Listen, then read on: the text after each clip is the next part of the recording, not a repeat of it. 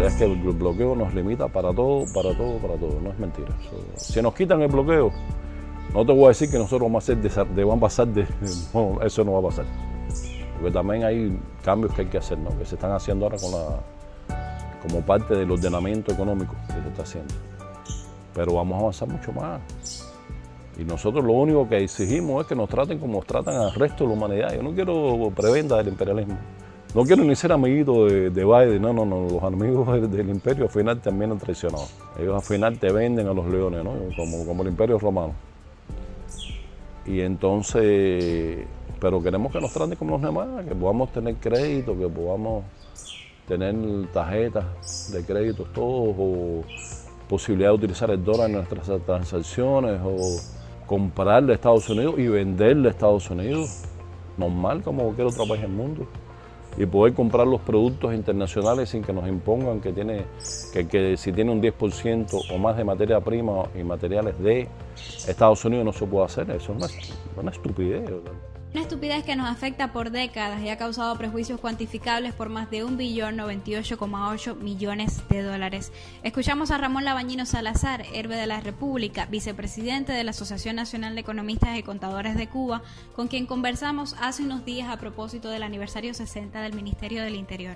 Por cierto, si no has visto la entrevista, está en nuestro canal de YouTube y también en nuestro sitio digital.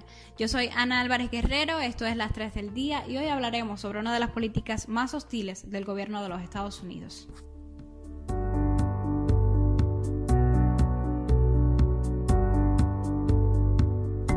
Hay quienes se empeñan en negar el impacto que tiene el bloqueo. Dicen que le echamos la culpa de todos nuestros problemas y advierten que es peor el bloqueo interno. Por favor, es imposible hacer un paralelismo entre una política tan agresiva y los problemas del país que reconocen ya las autoridades y de los cuales se perfilan algunas soluciones. La cuestión es que no podemos parar, ni de trabajar por mejorar la economía del país, ni de exigir que cese el bloqueo.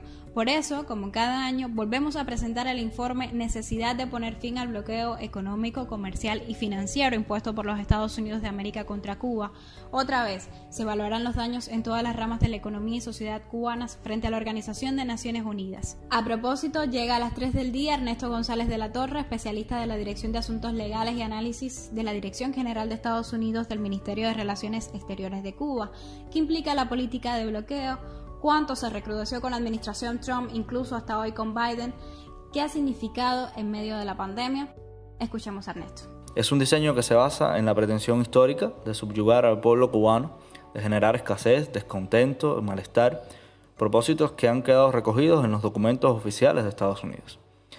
Ciertamente, durante los 4 años del gobierno de Donald Trump, además de desarrollar una arremetida mediática contra Cuba y mantener las estrategias de subversión, Estados Unidos puso particular empeño en recrudecer el bloqueo y ello se manifestó en la aplicación de más de 240 medidas coercitivas contra nuestro país.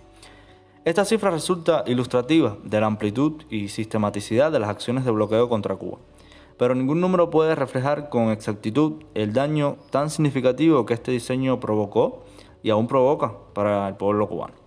Bajo el gobierno de Trump, la aplicación del bloqueo se caracterizó no solo por la reversión de las medidas adoptadas por el gobierno anterior, sino que se llegó al punto de crear nuevos instrumentos coercitivos específicamente diseñados para Cuba y de emplear los instrumentos ya existentes en el entramado de leyes y regulaciones de bloqueo con niveles de hostilidad cualitativamente superiores.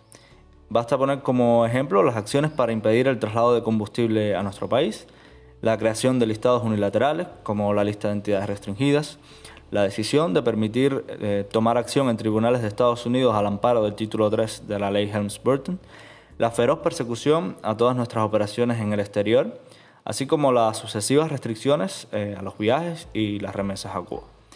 Fue una política milimétricamente concebida para estrangular las vías de ingreso de nuestro país, incluyendo los ingresos de la economía familiar, ahuyentar a socios comerciales e inversores, generar mayores carencias materiales y, por supuesto, intentar destruir nuestro proyecto político.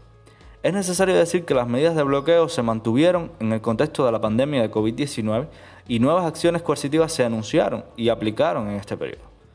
Son conocidas las dificultades que ello ha provocado para la obtención de insumos médicos y, en general, para el enfrentamiento a la crisis sanitaria en Cuba. La aplicación sin miramientos de este cerco económico brutal, sumado a la crisis provocada por la COVID, impone además enormes obstáculos para la capacidad de nuestro país de satisfacer incluso las necesidades básicas de los ciudadanos. La totalidad de las medidas de bloqueo adoptadas por Trump se mantienen hoy en pleno vigor, a casi 5 meses del inicio de un nuevo gobierno en Estados Unidos. A propio tiempo persiste la denuncia y la oposición activa a esta política en diversas partes del mundo y dentro de Estados Unidos. Existe un rechazo universal al bloqueo contra Cuba, como quedará reflejado una vez más en la aprobación de nuestro proyecto de resolución el próximo 23 de junio en la Asamblea General de las Naciones Unidas.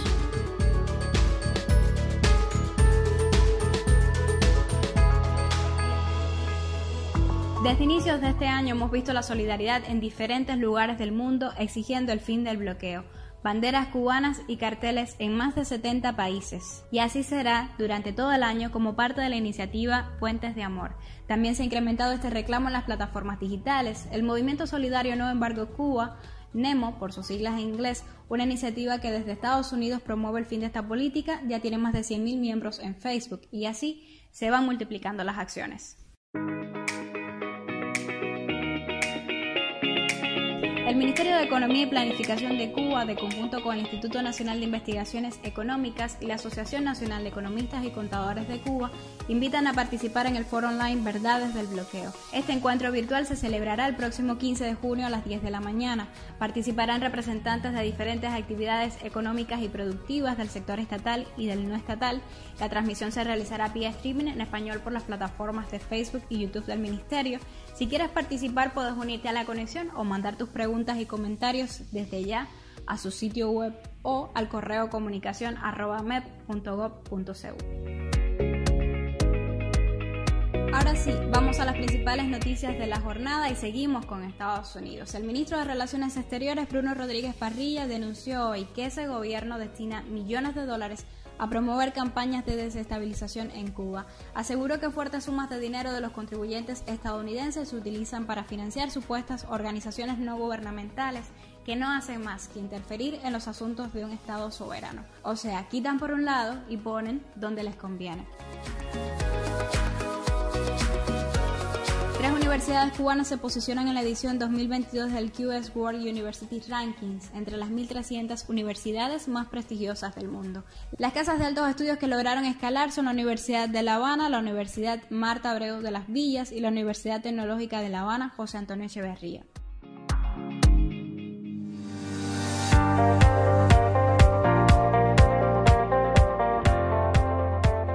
Expertos del Instituto Salk en Estados Unidos aseguró que el coronavirus provoca una enfermedad vascular y no respiratoria como se creía hasta la fecha. Otras agencias de noticias destacan que trastornos intestinales severos, gangrena y sordera son algunos de los nuevos síntomas descritos en pacientes de COVID-19 contagiados por la variante Delta del coronavirus en la India. Este descubrimiento se une a la preocupación en torno a la mayor contagiosidad de esta versión del SARS-CoV-2 y su rápida propagación a más de 60 estados de todo el planeta. Más de un año de pandemia y todavía no sabemos del todo qué implica la COVID-19. Y en Cuba, al cierre de este martes, se reportaron 1.161 nuevos casos y 12 fallecidos. Todavía siguen las altas cifras. La buena noticia de la jornada es que ya se han administrado más de 2.946.570 dosis con los candidatos vacunales cubanos como parte de la intervención sanitaria, lo cual puede influir en algún periodo de tiempo en la disminución de los casos. Y según la agencia cubana de noticias, la empresa de confecciones textiles Unimoda iniciará la venta de mascarillas desechables, higiénicas y quirúrgicas fabricadas por primera vez en la isla. En un primer momento, al sector de la salud por estar en la primera línea de enfrentamiento a la COVID-19 y luego en las tiendas con precios accesibles a la población. Por hoy es todo, recuerda informarte con Cuba Debate y regresar mañana a las 3 del día.